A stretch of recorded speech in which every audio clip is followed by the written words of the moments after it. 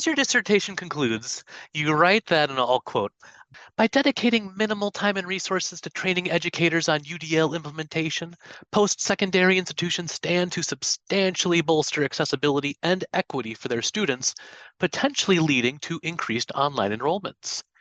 Can you talk about more about what those minimal time and resources could look like?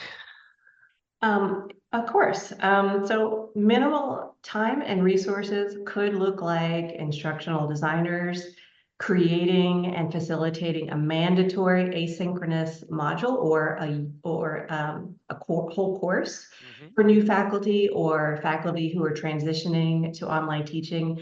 And that module or course should include concrete examples of ways that they can implement UDL. Because what I see so often in these types of faculty uh, development resources and so on is the absence of really concrete examples, and Okay. instructors need that. And that was one of my goals for my dissertation, was Mhm. to really lay it out, like, what does it look like online? What does this look like? And so minimal time and resources could also look like a university teaching and learning unit setting up a community of practice Yeah. where instructors are sharing information and tips for creating inclusive online courses. And then, of course, IDs can create faculty development sessions on implementing UDL. For example, in my last institution, when I was at Old Dominion University, we hosted a yearly summer conference, and I presented a session on using Canvas features to implement UDL. As our conversation concluded, we talked about career journeys and exciting developments in the world of teaching and learning. So after teaching high school 4 years, for many years, I had a little break where I had a couple kids, and Yep. I had to go back to school and get my master's degree. And I found that just instructional design technology, I just absolutely fell in love with it as a field because it really incorporated my love of technology and my love of teaching. Yeah. And I was just so thrilled to be in that. And then I was hired right out of my master's program, was hired by ODU Okay. as an instructional designer. That led me to lead instructional designer. And then when COVID hit and we all ended up working from home over a year, Yeah. I decided, you know what, working remotely is my jam.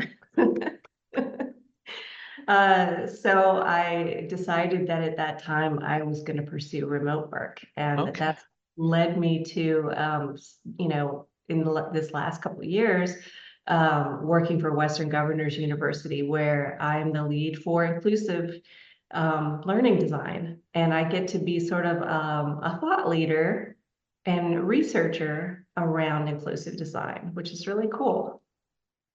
What does your research look like now with inclusive design? Can you talk a little bit about that?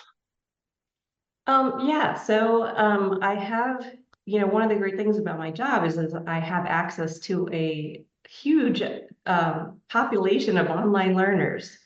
And I'm still in the starting process with this. We have a long way to go, but I am planning research studies with a few of my colleagues around accessibility in UDL.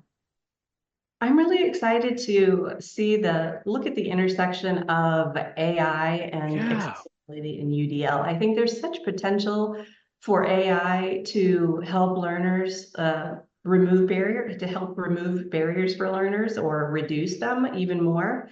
And I also think that it's a tremendous opportunity for learners to be able to generate learning materials that will work for them using Yeah. AI. Yeah. So let's say in your ideal world where people are using AI for the powers of good, and let's say like the technology can look like whatever we want it to look like. What would be some of your dream scenarios about how AI could be used with accessibility and these ideas? Well, I think that the idea of sort of a chat box that is integrated into an LMS would be would be one way, Yeah.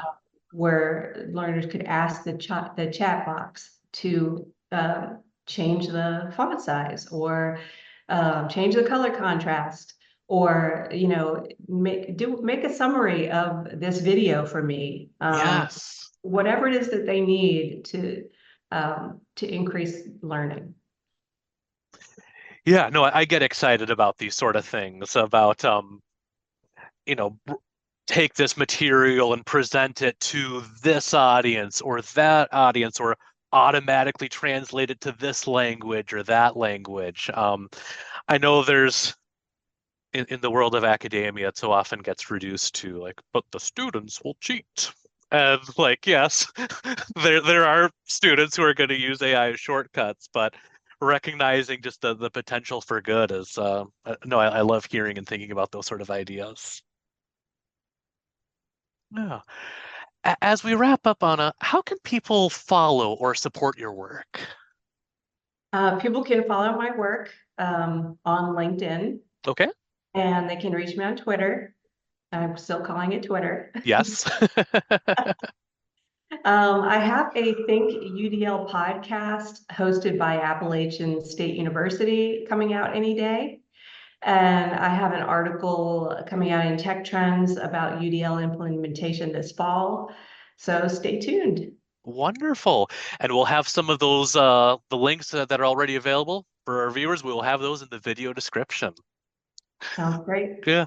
Well, thank you so much, Anna, for sharing your time with ADEIL. Thank you for advancing the research of UDL, and especially just kind of sharing your takeaways about how we can use these ideas to just make better learning experiences for all of our students. Thank you, Anna. Thank you so much.